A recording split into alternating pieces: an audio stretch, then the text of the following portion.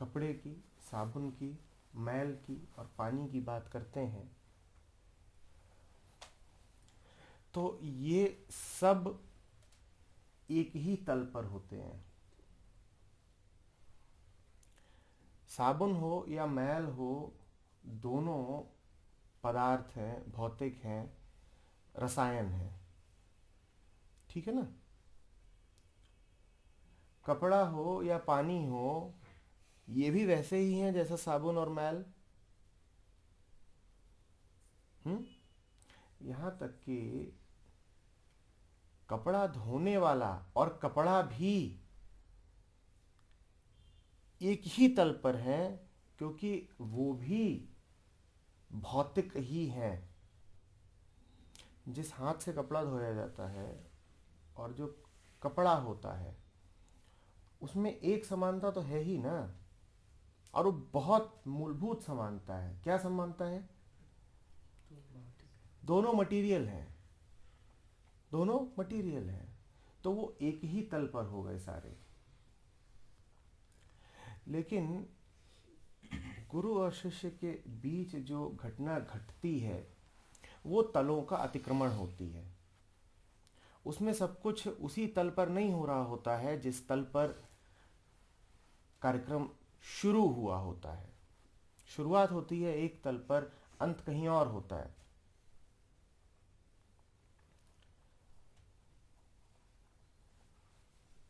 मैल क्या है? मैल क्या है? मैल ये भ्रम है, मैल ये भाव है कि मैं वो हूं जो मैं अपने आप को समझता हूं। यही मन का मैल है। और यही मन है, क्योंकि ये मैल यदि हट गया तो मन वो रहेगा ही नहीं जो अपने आप को समझता है। हम सब अपने आप को कुछ समझते हैं ना, हम सब अपने आप को किसी न किसी रूप में जानते हैं। कुछ ना कुछ हमारी पहचान है, कुछ हमारी अपने बारे में धारणा है। मैं ये हूँ, मैं वो हूँ, मैं इतने साल का हूँ, मैं ये काम करता हूँ, मैं यहाँ का रहने वाला हूँ, मेरी ये जिम्मेदारियाँ हैं।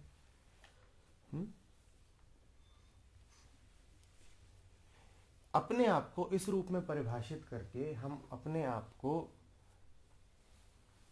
संसार में एक जगह दे देते हैं। मैं कौन हूँ? मैं संसारी हूँ। हम अपने आप को संसार के तल पे, भौतिक तल पे बैठा देते हैं। मैं कौन हूँ?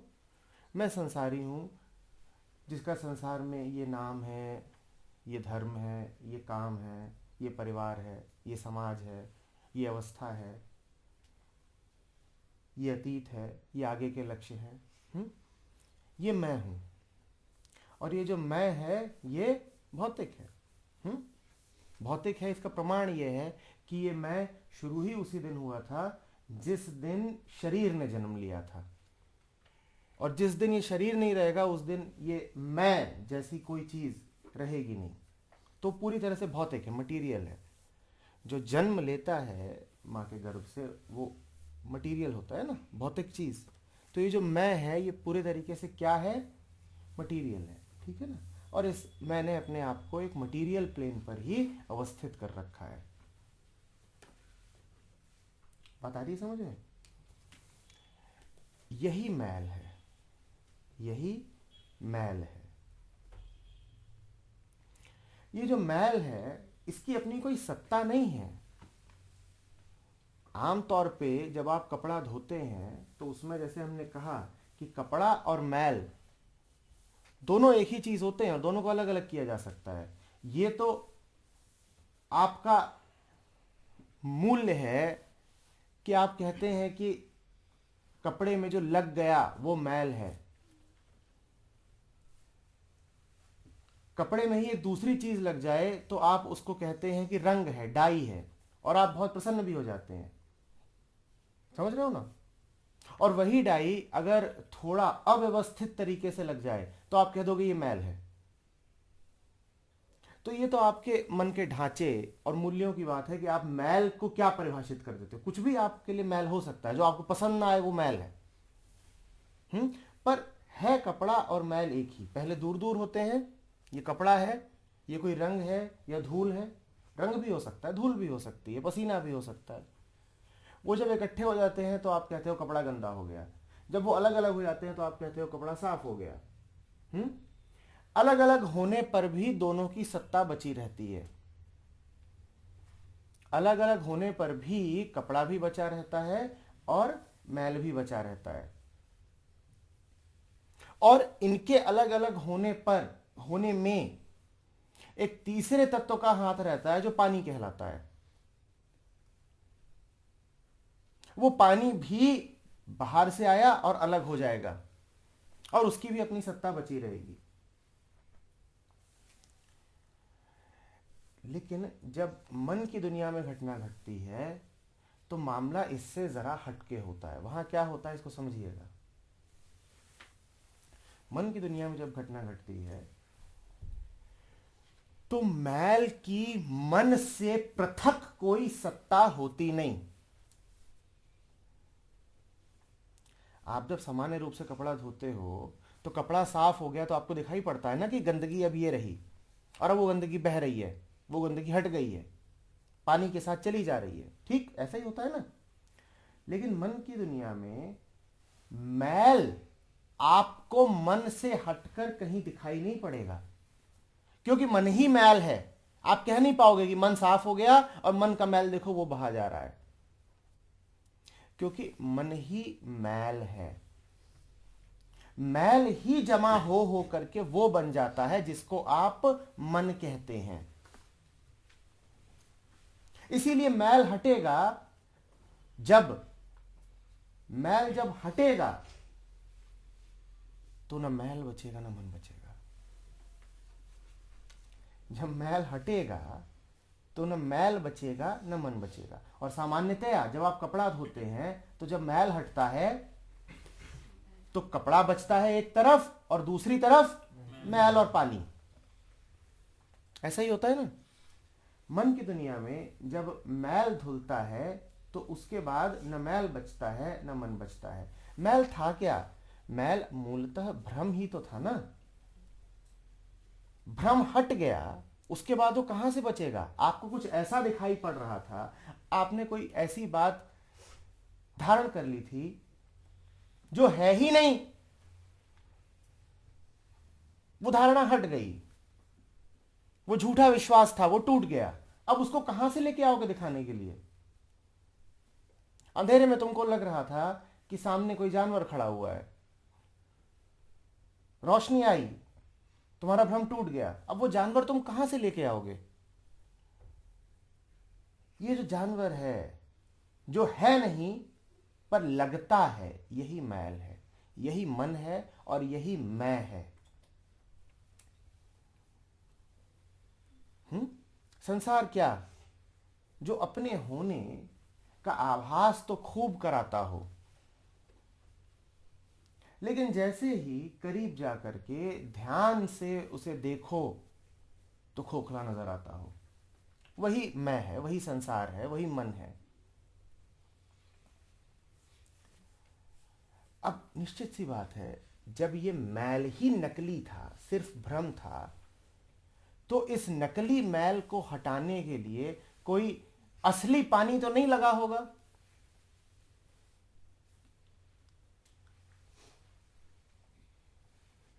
जो सो रहा है, जब तुम उसे जगाते हो तो जगाते ही हो ना, कोई जन्म तो नहीं दे देते। जगना तो उसका स्वभाव था, तुमने बस उसकी नींद, उसके सपने, उसके भ्रम दूर कर दिए, और तो तुमने कुछ नहीं किया।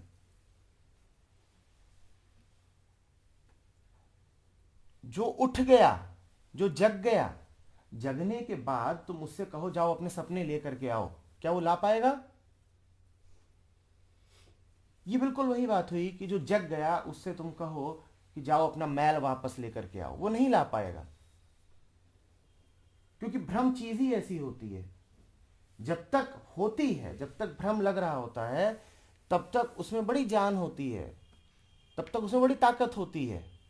जब आप सपने में होते हो तब सपना आपको बिल्कुल नियंत्रण में रखता है, बिल्कुल छाया होता है आपके ऊपर। लेकिन एक बार सपना गया तो अब सपने को कहां से लाओगे? ठीक उसी तरीके से एक बार सपना गया तो अब जगाने की प्रक्रिया की भी कहां कोई जरूरत है?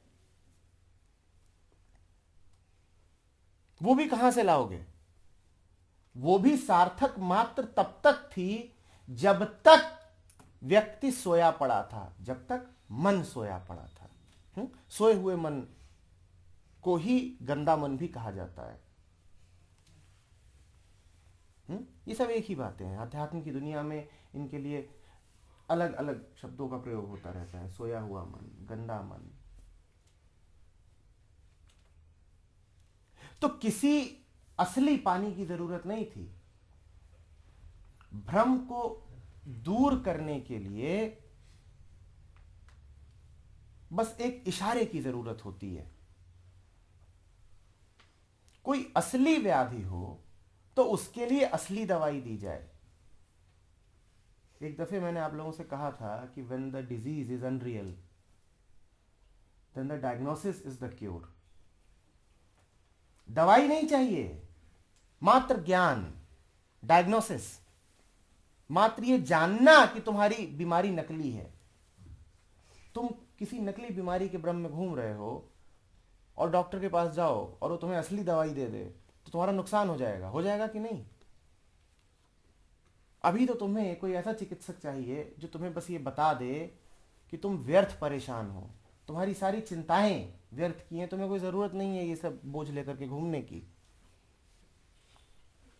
तो पानी यहां पर मात्र ज्ञान है, मात्र बोध है।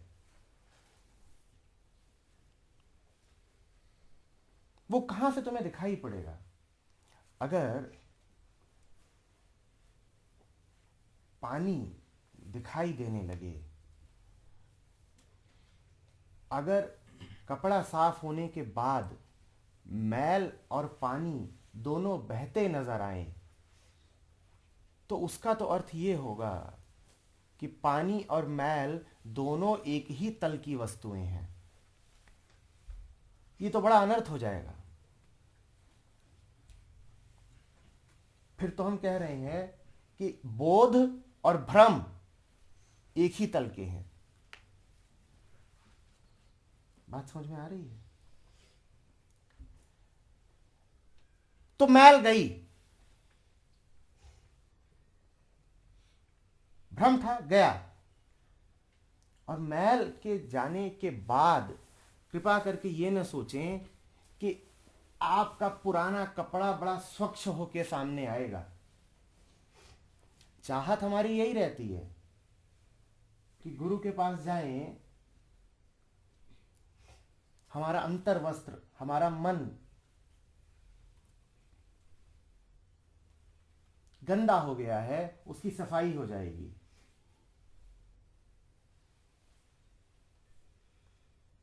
आपकी इच्छा कुछ हद तक पूरी भी होती है, सफाई हो जाती है, लेकिन सफाई हो जाने के बाद स्वच्छ कपड़ा नहीं बचता है, मात्र ज्योति बचती है। कोई ये उम्मीद लेके ना जाए कि गुरु आम धोबी की तरह है कि आप जाएंगे, अपना कपड़ा उसको देंगे और बस मैल मैल साफ कर देगा और कपड़ा बिल्कुल साबुत आपको लौटा देगा ना। निकसे ज्योति अपार, बस अपार ज्योति बचेगी। मैल तो जाएगी ही, आपने जो आवरण दिया था, जो वस्त्र दिया था साफ करने के लिए, वो भी चला जाएगा, क्योंकि आपके सारे वस्त्र जिस ताने बाने से बुने गए हैं, वो ताना बाना अपने आप में मैल ही है। देखिएगा, इस बात को समझिएगा थोड़ा। हम ये सोचते हैं कि हम ठीक हैं, हम कुछ हैं, हम में कुछ सद्गुण, हम में कुछ दुर्गुण।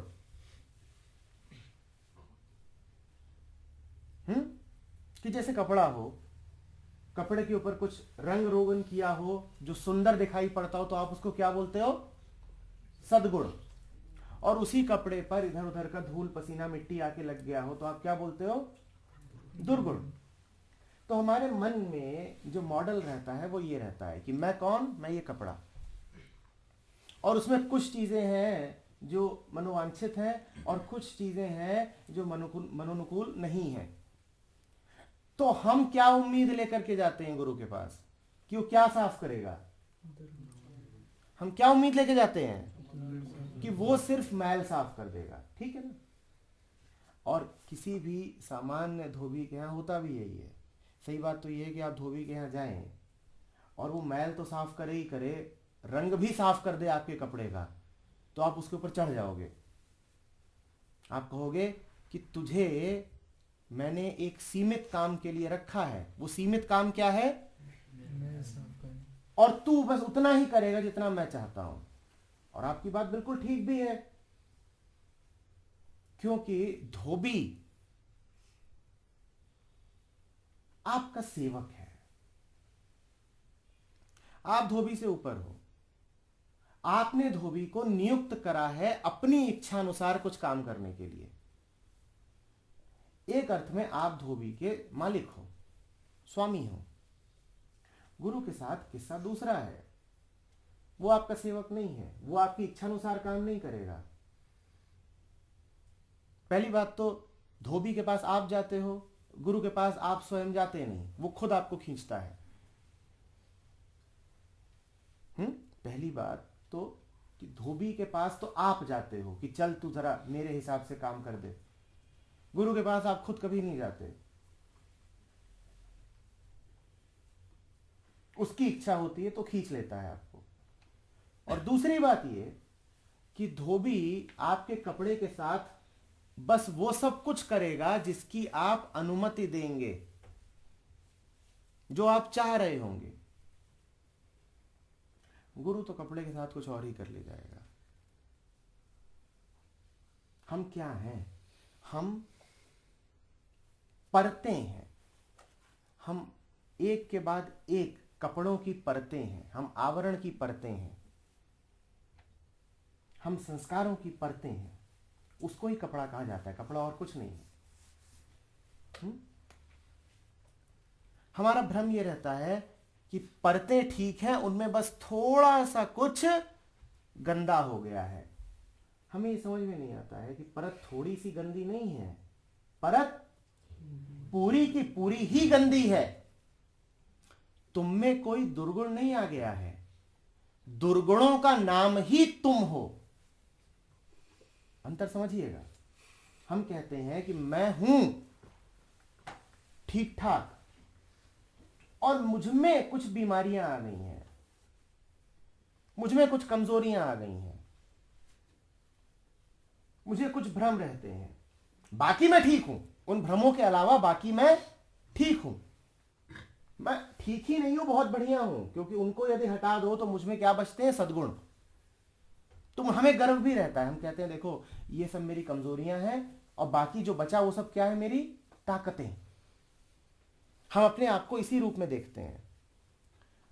गुरु आपको इस रूप में नहीं देखता। गुरु कहता है कि जिसे तुम अपनी मैल समझते हो वो तो मैल है ही, निर्विवाद। लेकिन जिसे तुम अपना रंग रोगन समझते हो, जिसे तुम अपनी खूबसूरती समझते हो, जिसे तुम अपनी पहचान समझते हो, जिसे तुम अपना सद्गुण समझते हो, वो भी मैल है और वो ज्यादा खतरनाक मैल है, क्योंकि वो मैल के रूप में लक्षित नहीं होती। जो मैल दिख गई कि मैल है वो बहुत खतरनाक नहीं रह गई। क्यों? क्योंकि तुम उसकी सफाई कर डालोगे। पर जो मैल खूबसूरती का रूप लेकर के बैठी हो, जो मैल तुम्हारी पहचान का रूप लेकर के बैठी हो, जिस मैल के साथ तुमने नाते जोड़ लिए हो, जिस मैल को तुमने अपना स्वरूप और स्वभाव समझ लिया हो, वो मैल बहुत खतरनाक हो जाती है, क्योंकि अब तुम जान दे दोगे उस मैल की रक्षा करने के लिए। तुम अपनी ही बीमारी की रक्षा करने के लिए अपनी पूरी ताकत झोंक दोगे।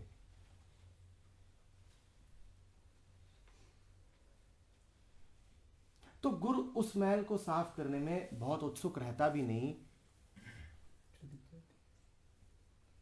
जो ले करके तुम उसके पास जाते हो। गुरु उन सवालों के उत्तर देने को बहुत इच्छुक रहता भी नहीं जो तुम उससे पूछते हो। गुरु तो उन सवालों की ज्यादा ताक में रहता है जो तुम छुपाते हो। जो सवाल तुमने पूछ दिया निश्चित रूप से वो 2 कौड़ी का होगा, क्योंकि वहां तुम तैयार हो कि ये सवाल सामने रख दिया, अब इसका जो भी हो उसकी तुम्हारे लिए कोई बहुत कीमत नहीं हो सकती। वहां पे तुम्हारा कुछ दांव पे नहीं लगा होगा। तुम्हारा कुछ दांव पे लगा होता तो तुम उसे जाहिर नहीं करते। सवाल तुमने जाहिर कर दिया, इसका मतलब कि उस सवाल से तुम्हारा कोई खास रिश्ता नाता है ही नहीं। तुमने कहा कि ये सवाल है दे दो, अब वो इसको तोड़ फोड़ भी दें तो हमें फर्क क्या पड़ता है। ये तुमने चतुराई दिखाई है। तुम्हारे सारे सवाल तुम्हारी चतुराइयां हैं। तो गुरु उन सवालों की बहुत परवाह नहीं करेगा जो तुम पूछ रहे हो। वो तो उन सवालों को पकड़ेगा जो तुम बिल्कुल पूछ नहीं रहे, और तुम अच्छे तरीके से जानते हो कि तुमने क्या छुपा रखा है अंतर्मन में।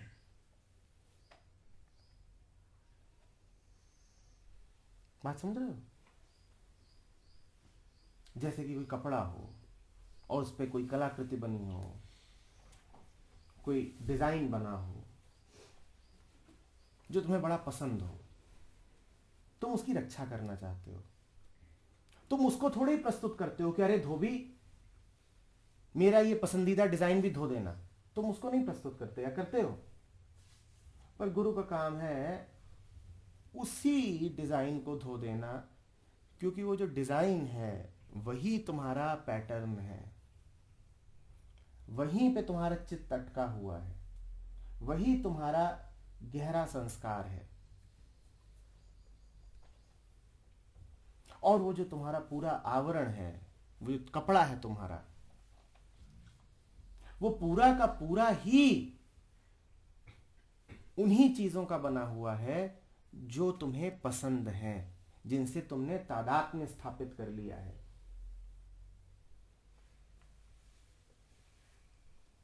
तो जाते तो हो तुम गुरु के पास कि जरा मेरे ये 2-4 दाग धो दीजिएगा।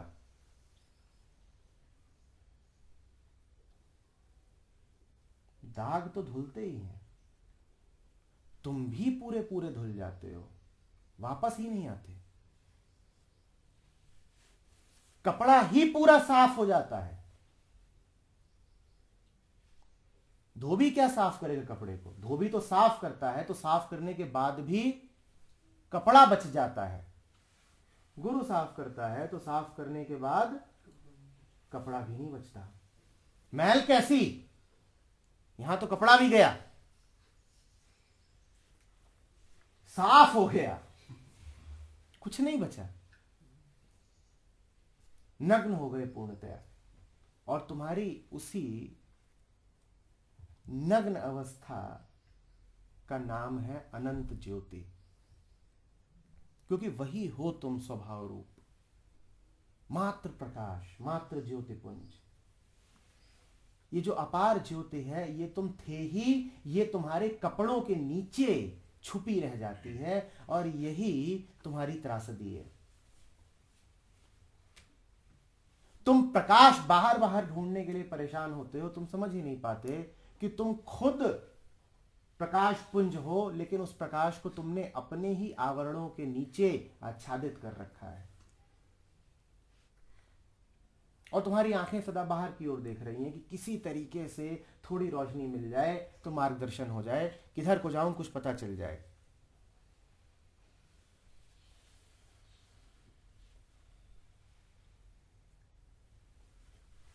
बात समझ में आ रही है?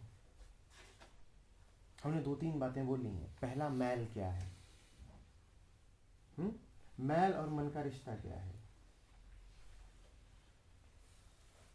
गुरु का काम क्या है? और मैल और मन के हटने के बाद तुम्हारा स्वरूप क्या है? तुम कौन हो?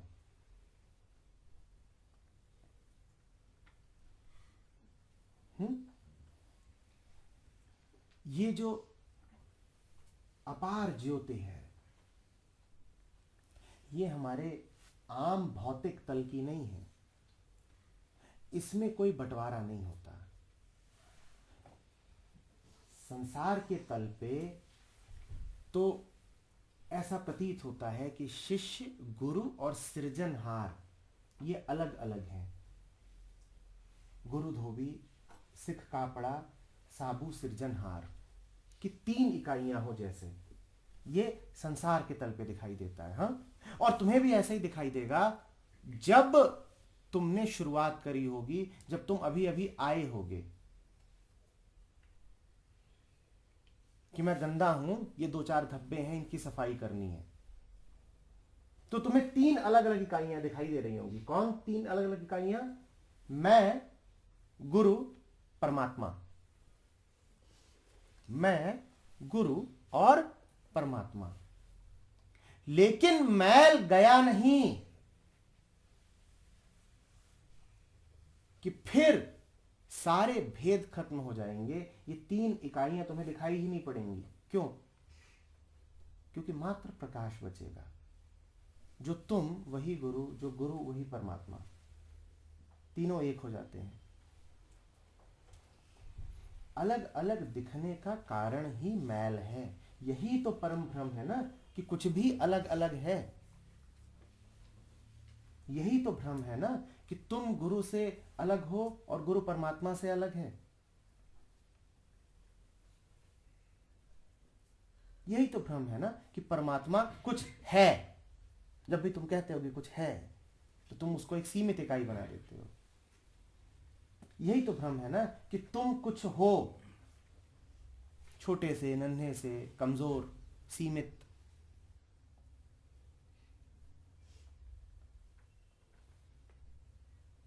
ये भाव गया नहीं कि तुम साफ।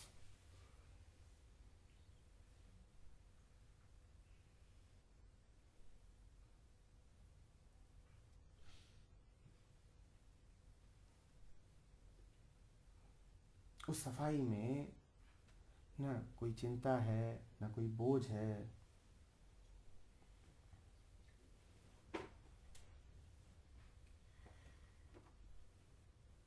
ना आज है, ना कल है, ना आना है, ना जाना है। मात्र एक स्थैर्य है, एक ठहरापन। संसार तुम्हारे चारों ओर गति करता रहता है, तुम ठहरे से रहते हो। यही प्रकाश का स्वभाव है। इस कमरे को देखो, यहां तुम लोग बैठे हो, अभी आए, फिर जाओगे भी। और बहुत सारी गतिविधि है जो इस कमरे के भीतर चल रही है, लेकिन प्रकाश को देखो, वो ठहरा हुआ है। ये स्वभाव है तुम्हारा। जो कुछ भी हो रहा है वो प्रकाश में हो रहा है। जो हो रहा है अपने मनोनुसार तुम उसे अच्छा बोल सकते हो या बुरा बोल सकते हो, प्रकाश को अंतर नहीं पड़ता। तुम अच्छा काम करो तो प्रकाश और उज्जवल नहीं हो जाएगा, तुम बुरा काम करो तो प्रकाश मध्यम नहीं हो जाएगा।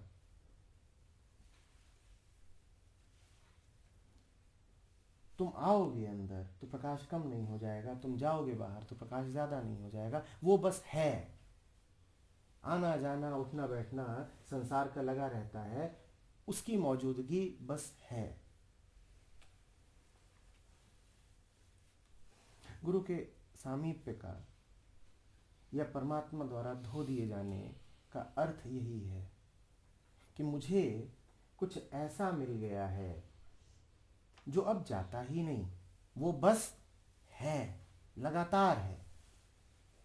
बाहर स्थितियां बदलती रहती हैं, मौसम बदलते रहते हैं, दिन रात ऋतुएं बदलती रहती हैं, पर अपने पास कुछ ऐसा है जो बदलता नहीं।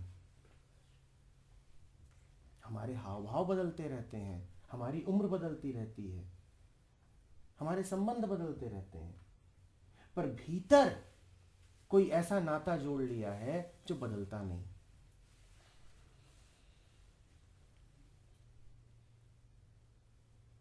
और वो विशुद्ध है, मात्र बोध रूप है। प्रकाश से बेहतर उसके लिए कोई शब्द चुना नहीं जा सकता।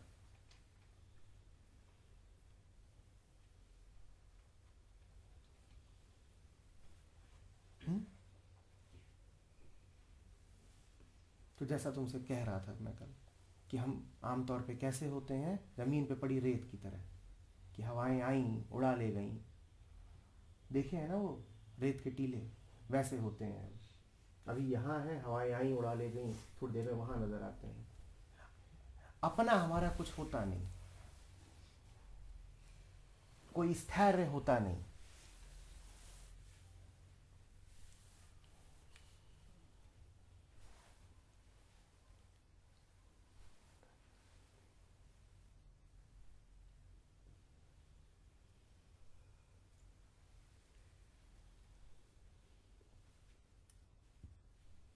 ऐसा भी कह सकते हो कि जो उड़ के जाती है एक जगह से दूसरी जगह, वही मैल है।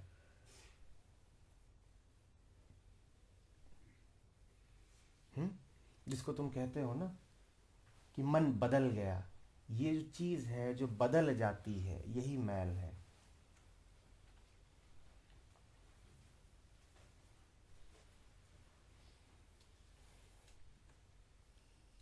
इसको एक विधि की तरह भी पकड़ सकते हो।